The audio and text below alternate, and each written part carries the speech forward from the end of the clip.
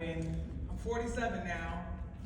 I remember when I was 18 and just started. It started here, actually, in Las Vegas. Sue reminded me when she first saw me get in the ring and introduced me. I was going to start boxing, and now I'm a trailblazer, right?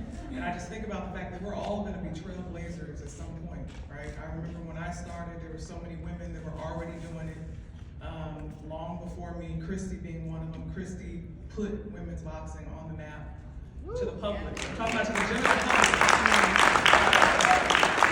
The first time I saw women's boxing, being Muhammad Ali's daughter, you would think I knew. Like most people assume I just grew up in the gym with my dad. I didn't. I never even had the thought to box until I saw you and Deidre Goggard. Didn't know who you were.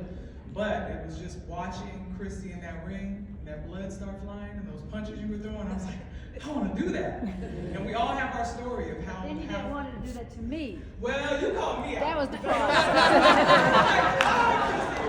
Christy, stop calling me out to make it happen. But yeah, so we all have a different story, a different reason, a different something that we're fighting for. But it's something I think that really ties us all together. Obviously, I've gone on to do many other things because I have many passions besides boxing. I was an entrepreneur before I started boxing, and I kind of took a detour. So I've gotten back to that now, and I'm going to be, just sharing some of that with you. I know everyone sees me differently because I'm Muhammad Ali's daughter, right? So I had a very different situation. There will never be another situation like mine, right?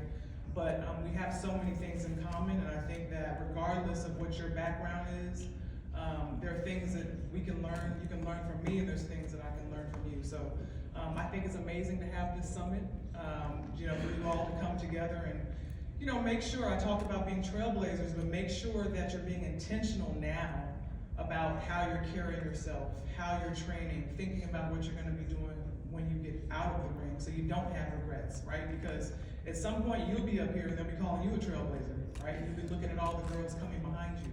So you want to make sure that you go about your career in a way that's as best possible, and that is not something that happens by accident.